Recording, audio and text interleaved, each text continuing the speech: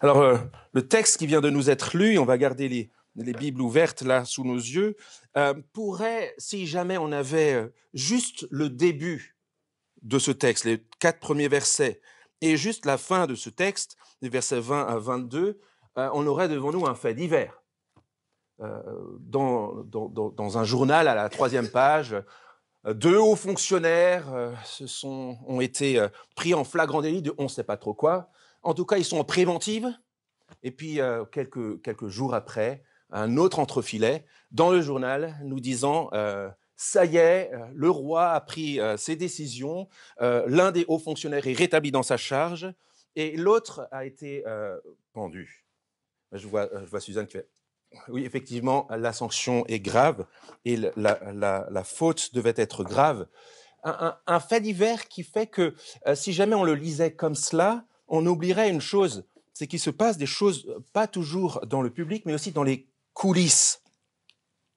C'est la partie centrale de ce texte que l'auteur met le plus en avant, les versets 5 à 19.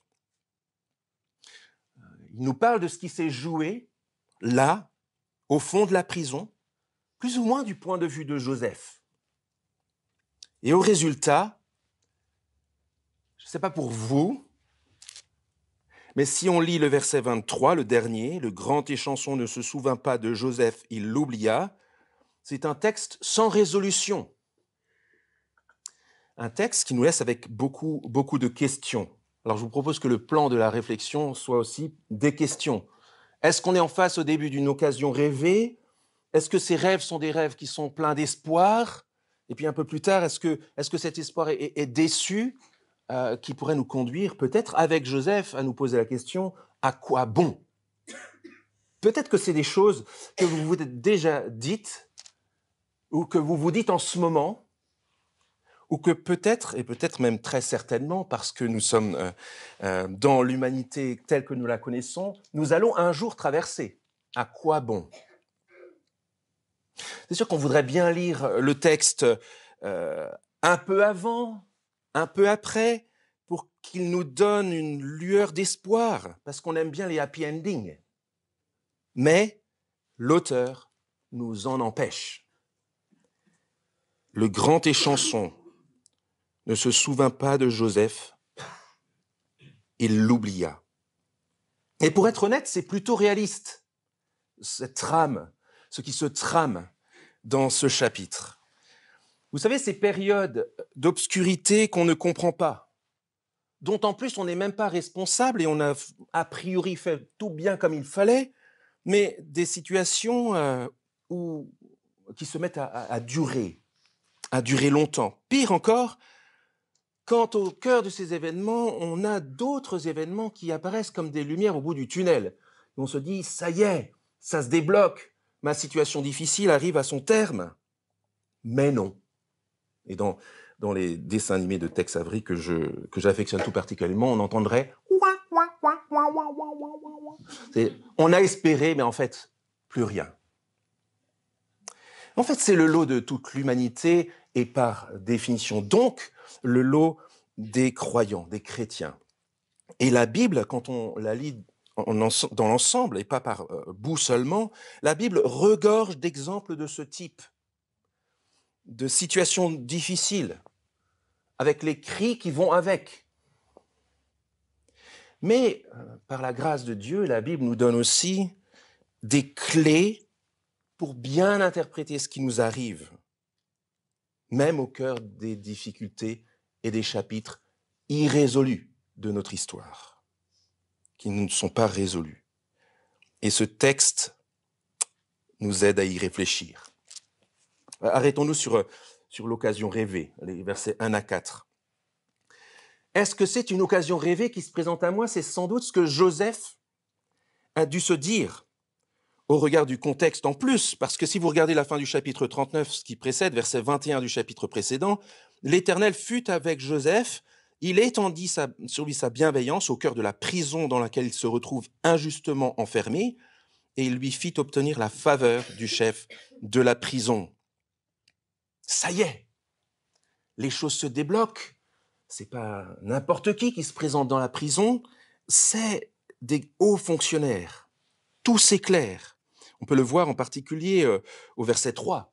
Ces hauts fonctionnaires, donc ce n'était pas juste le gars qui apporte du pain à table ou le gars qui verse du vin à table, c'était les hauts responsables qui s'occupaient de ça. Et dans la cour de Pharaon dans l'Antiquité, c'était très certainement aussi des chambellans, des hauts fonctionnaires qui étaient conseillers du roi aussi. Donc ce n'est pas n'importe qui se présente. Et regardez le verset 3. Le chef de la prison les fit mettre aux arrêts dans la maison du chef, le pharaon, les fit mettre aux arrêts dans la maison du chef des gardes, dans la prison, à l'endroit où Joseph était enfermé. Est-ce que c'est une occasion de rêve? Est-ce que tout d'un coup, les choses s'éclairent? Parce qu'on devrait se poser la question à ce stade-là de la narration, comment Joseph en est arrivé là? Comment ça se fait qu'il soit dans cette prison spéciale avec les hauts fonctionnaires? Mais parce qu'il était esclave d'un haut fonctionnaire qu'il a mis dans sa prison à lui. Donc comment ça se fait qu'il se retrouve en prison avec ces hauts fonctionnaires? Tout simplement parce que, et on a été choqué par cela, il a été accusé injustement de vouloir coucher avec la femme de son maître. Mais comment c'est possible qu'il soit devenu esclave? Et parce qu'il a été apporté par des marchands d'esclaves ismaélites jusqu'en Égypte. Et comment ça se fait qu'il soit esclave venu en Égypte? Mais parce que ses frères l'ont vendu comme esclave. Et comment ça se fait que ses frères l'aient vendu comme esclave? Mais parce qu'ils étaient jaloux, parce que Jacob, le papa, avait son chouchou à son papa, Joseph, et la jalousie les a conduits à vendre Joseph. Donc si on remonte les événements, on se dit, ça y est, on comprend, tout s'aligne. Il se retrouve dans cette prison-là, avec ces gens-là, de manière à ce que les choses se débloquent. On va aller plus loin, on sait comment ça se développe pour la suite, mais déjà, disons-nous la chose suivante. Ce n'est pas juste sur la base de ce texte-là, c'est sur la base de ce que enseigne la Bible dans son ensemble. Personne n'est à la place où il se trouve par hasard. Réfléchissez à la situation dans laquelle vous vous trouvez et à votre histoire, au méandre de votre histoire, ou aux lignes droites. Personne ne se trouve à la place où il se trouve par hasard. On n'est pas le jeu d'un Dieu aveugle qui jouerait la roulette russe du haut de son ciel. On n'est pas non plus le jeu du destin. Et on n'est pas non plus suspendu dans une espèce d'univers qui serait soumis au hasard des planètes qui sont comme par hasard suspendues, comme par hasard dans un univers, comme par hasard où dans cet univers, il y aurait une planète sur laquelle il y aurait les circonstances idéales pour que l'humanité règne. Non. Non. Dans le dédale de la vie, il y a un fil conducteur. Et ce fil conducteur, c'est Dieu qui le tient dans sa main, même dans les moments difficiles. Une occasion rêvée dans ces circonstances-là qui permettent peut-être à Joseph de se dire « Ah, mais c'est pour ça que c'était si dur, parce que maintenant, il va y avoir une solution. » Une occasion rêvée, d'autant plus que si on regarde les deux événements qui se passent la même nuit, on se retrouve devant des rêves pleins d'espoir. À partir du verset 5, Joseph qui prend bien soin. Alors on connaît un peu Joseph maintenant et son attitude est exemplaire. C'est pas parce qu'il est lui-même à l'arrêt dans une maison d'arrêt qu'il est esclave, vendu ou incarcéré par trahison dans une situation extrêmement humiliante que par ailleurs il s'affranchit du bien des autres. Au verset 6, il vient les voir, il les voit tristes, il leur demande des nouvelles. Mais c'est quand même, je pense, ce qu'on devrait dire là, ces deux rêves qu'au cours de la même nuit, verset 5, les chansons et le panetier du roi, qui sont enfermés dans la prison, font tous les deux un rêve, pouvant recevoir chacun son explication distincte, verset 5. On se dit que là, ces rêves tombent comme une sorte de moment divin, une confirmation divine. Une fois de plus, Dieu est en train d'intervenir. Et je pense que le verset 8 résume bien cela, c'est le premier échange. Regardez avec moi le verset 8. Il leur demande comment ça va. Il dit « Nous avons fait un rêve et il n'y a personne pour l'expliquer. » avant le peuple hébreu, les rêves et le monde du sommeil, c'était très important pour les Égyptiens. Parce que le monde du sommeil, c'était le moment de rencontre avec les morts et les divinités.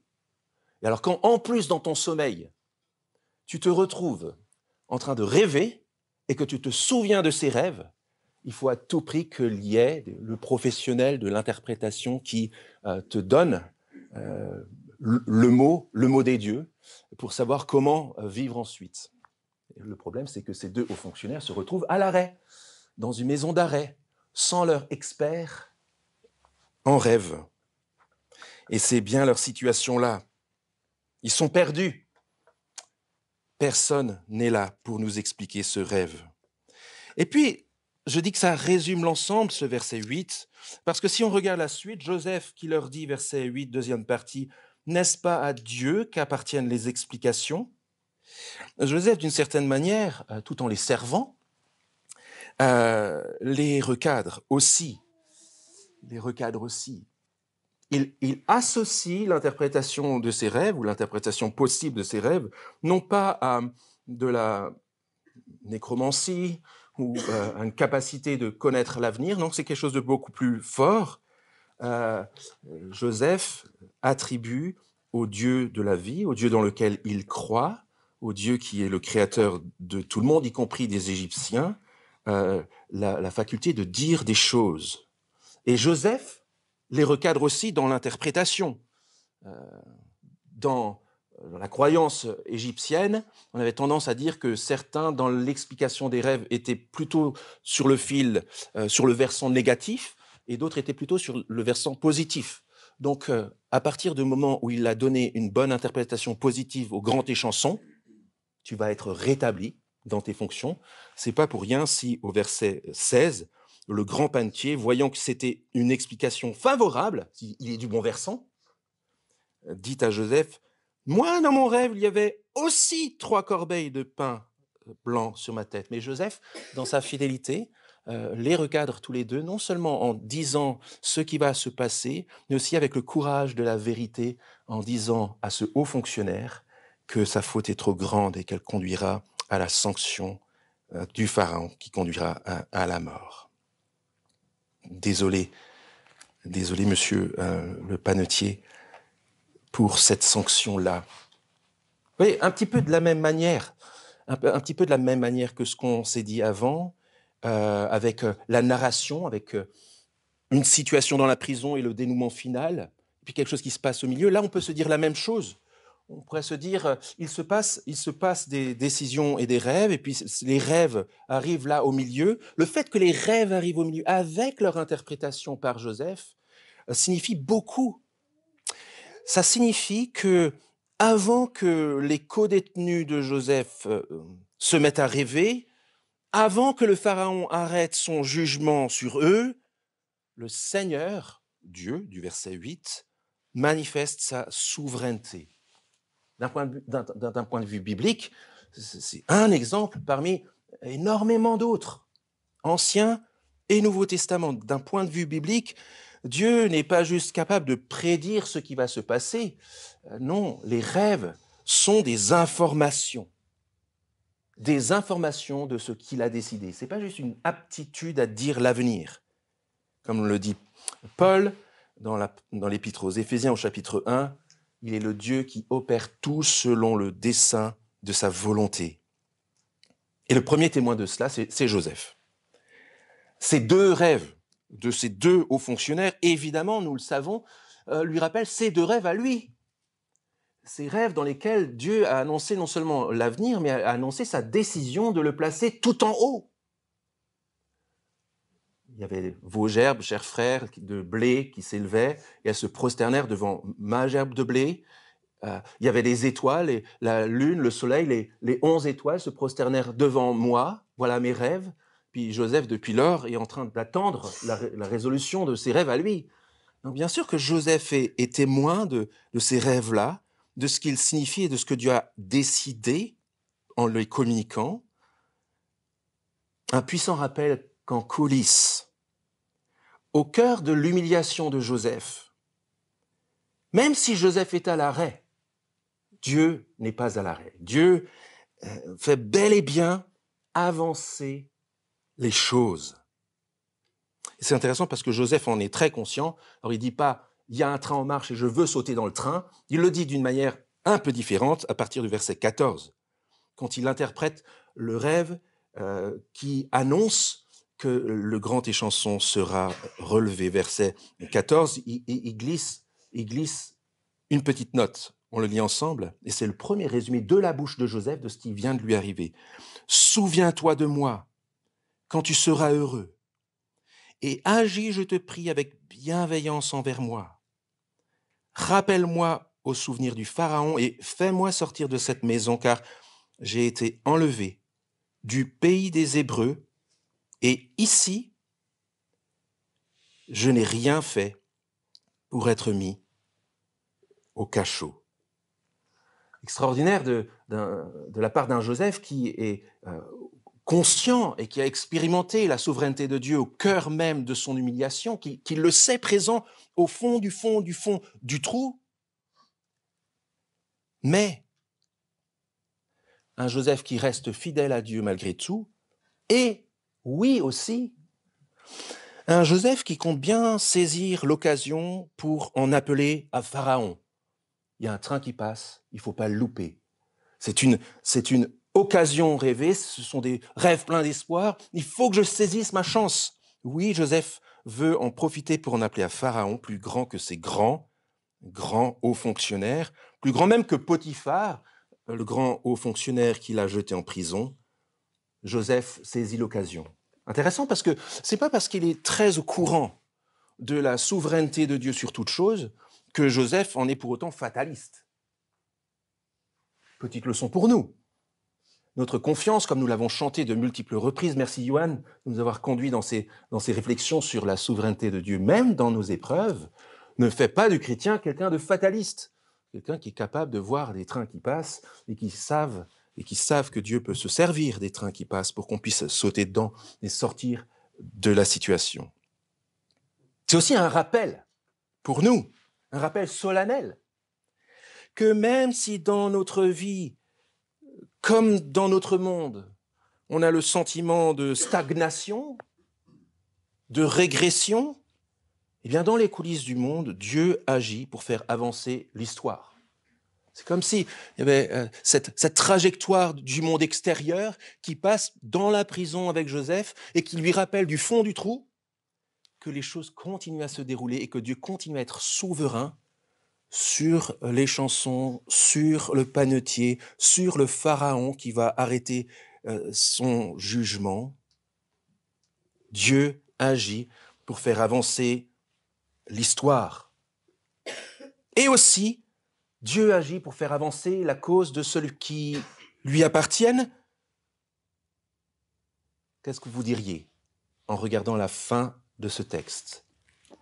Est-ce que Dieu, qui fait avancer l'histoire à travers la vie de ces deux hauts fonctionnaires du Pharaon, fait aussi avancer l'histoire de Joseph? Ce n'est pas toujours évident, ce qui nous conduit à une troisième question douloureuse. Un espoir déçu. Un espoir déçu.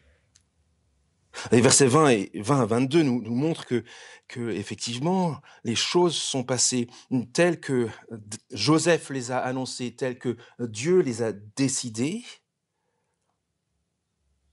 Un rétablissement de l'échanson, verset 21, avec verset 22, un mais qui tombe comme un couperet, mais il fit pendre le grand panetier selon l'explication que Joseph leur avait donnée.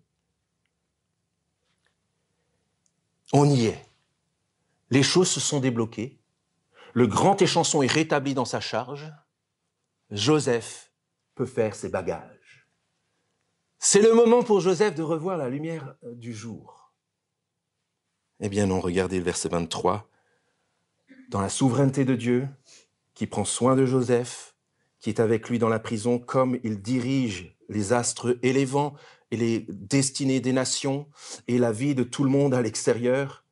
Voilà ce qui se passe au verset 23. Le grand échanson ne se souvint pas de Joseph.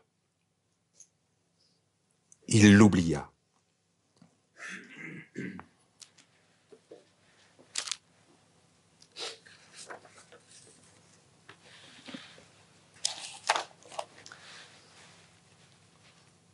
Est-ce que vous avez déjà eu cette sensation du verset 23 ?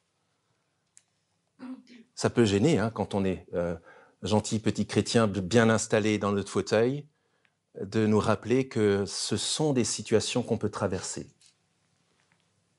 Des situations de stagnation où rien n'avance, et alors qu'on avait espéré prendre un train, alors que les lumières d'espoir venaient, en fait le train est passé, on n'était pas dedans. C'est ce qui se passe pour Joseph ici.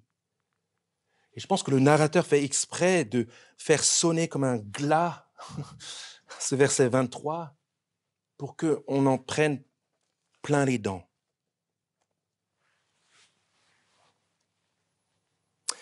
Toutes ces questions qui traversent notre vie, avec lesquelles on ne devrait pas avoir peur de marcher.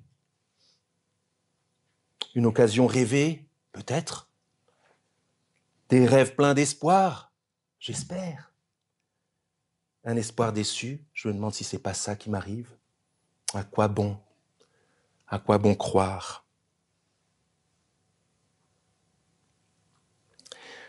Ce chapitre nous laisse donc avec beaucoup de questions.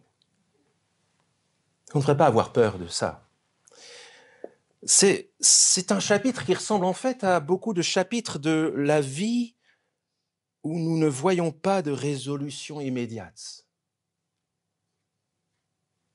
C'est un passage qui nous aide à faire face à ces situations-là. C'est un passage, un chapitre qui nous aide à regarder en face combien ces situations qui durent sont dures pour la foi. On s'attache à Dieu, on l'a vu à l'œuvre, mais là, on ne voit rien.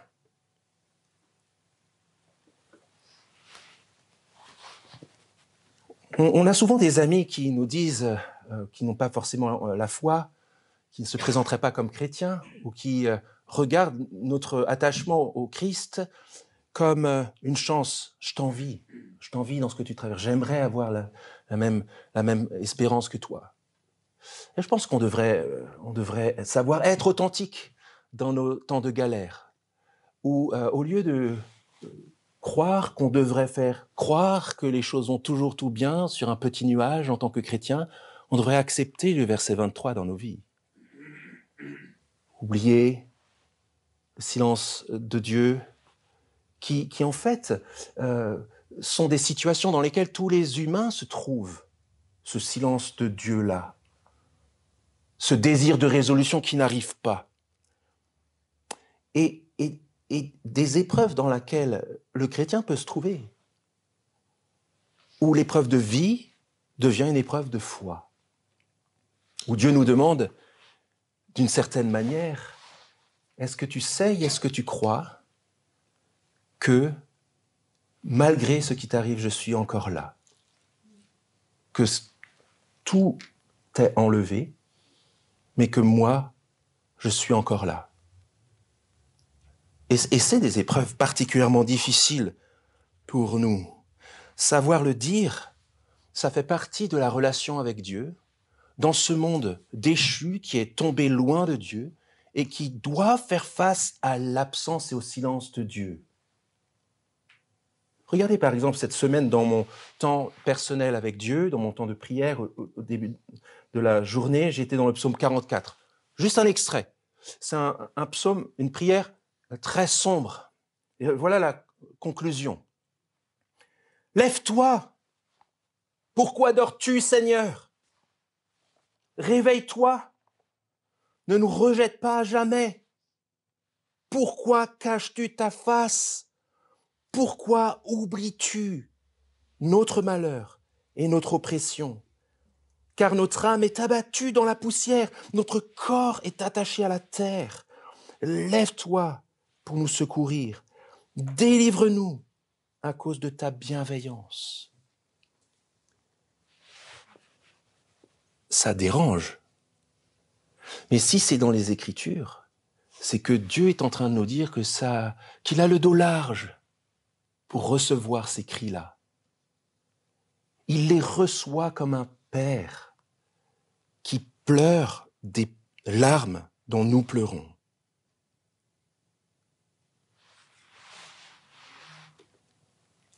Mais il y a quand même une perspective lumineuse.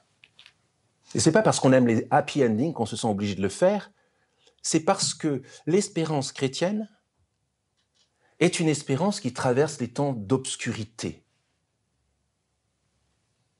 Et il y a un mais dans nos temps d'obscurité. De la même manière que ce chapitre n'est pas la fin de l'histoire, nous avons cet enseignement. Ce n'est pas parce que Joseph est à l'arrêt que Dieu s'est arrêté d'agir. Et à la fin, il dira à ses frères qu'il accueillera en Égypte avec de la nourriture. Dieu m'a envoyé ici pour vous donner la vie. Voilà la leçon que Joseph tirera après coup. Et c'est la même chose pour notre propre histoire, mais avec une espérance encore plus grande. Parce que la perspective déjà présente dans ce texte prend toute sa portée quand on se rappelle que dans ce monde, nous sommes invités à vivre, à espérer, à lutter en tant qu'hommes et femmes qui appartiennent au Christ. Nous ne sommes pas juste des hommes et des femmes qui essayent de faire comme Joseph. Nous appartenons à Christ, dont Joseph est une des figures annonciatrices. Jésus-Christ est en quelque sorte notre Joseph parfait. On l'a vu la semaine dernière et la semaine d'avant, autour de Pâques. Il est celui qui est descendu plus bas encore que la prison, dans la prison de la mort, et qui en est ressorti. Mais avant, il a entendu ces remarques en train de mourir, en train d'entrer dans la prison de la mort.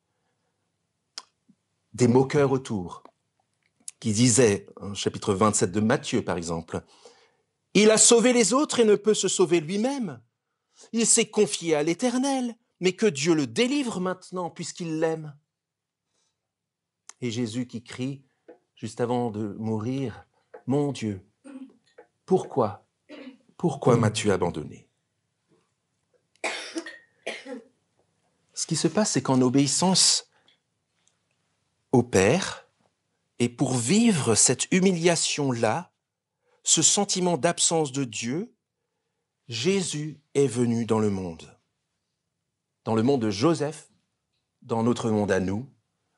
Il est venu dans ce monde, et pas juste pour vivre cette absence de Dieu comme nous, ou bien même avec nous, mais aussi pour nous.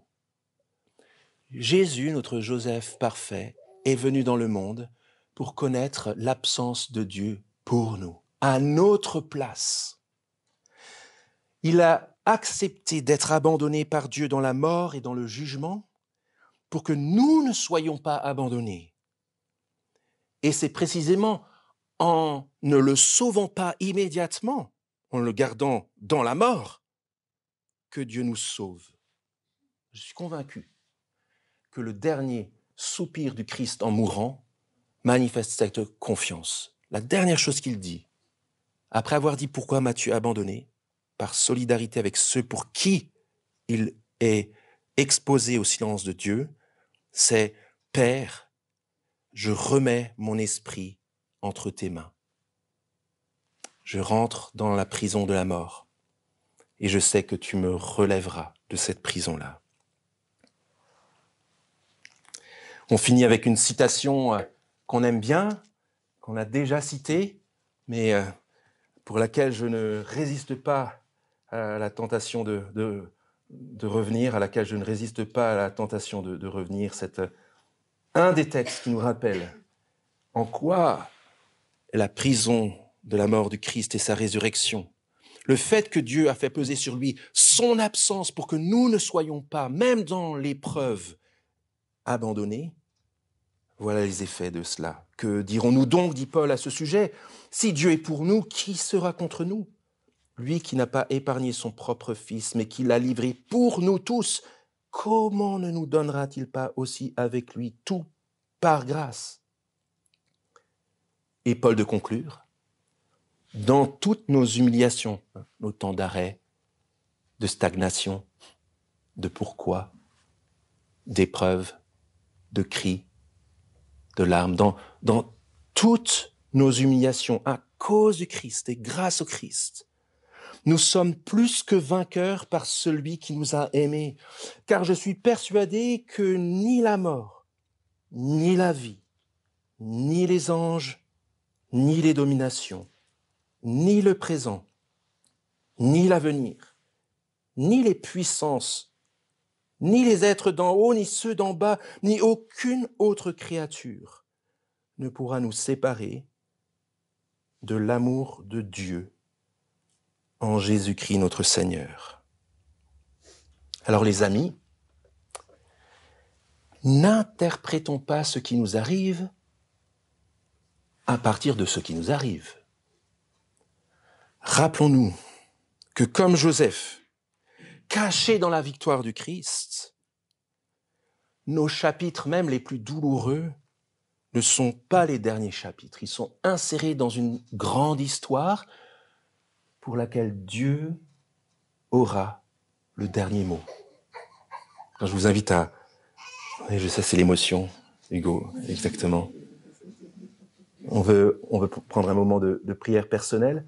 Pourquoi pas en méditant sur ce dernier verset, le verset 23 de notre texte, et je conclurai par la prière ensuite. Notre Dieu, notre Père, dans nos prières silencieuses, tu entends nos cris et peut-être nos peurs aussi. Nous voulons nous en remettre à toi en te demandant que tu nous aides à regarder en face les temps d'épreuve et à savoir te dire comme le psalmiste, « Où es-tu ? Ne dors pas. Agis, interviens. » Et nous te remercions, Seigneur, parce que ce chapitre nous aide à mettre des mots courageusement sur des situations que nous ne voulons pas vivre, des situations dont nous voulons sortir, des situations dans lesquelles ceux que nous aimons se trouvent et desquelles nous voudrions les voir sortir. Mais nous voulons te demander, Seigneur, pardon pour toutes les fois où nous oublions que l'autre nom du Christ, ton Fils, c'est Emmanuel, Dieu avec nous. Et merci parce que il a été abandonné par toi pour que nous soyons toujours avec toi. Seigneur, nous avons hâte du monde nouveau que tu prépares. Nous sommes heureux et reconnaissants que tu nous y aies fait rentrer par le pardon du Christ. Mais en attendant, nous te demandons que notre foi ne défaille pas. Merci parce que notre foi ne dépend pas de nous-mêmes et de notre capacité à croire, mais de ce que toi tu as fait pour nous dans le Christ et dans sa solidité à lui. Nous voulons te demander que tu nous restaures par cette parole et que, alors que nous nous mettons en route pour la semaine, cette parole par l'Esprit fasse son chemin en nous pour ta gloire et notre joie au cœur même de l'épreuve. Amen.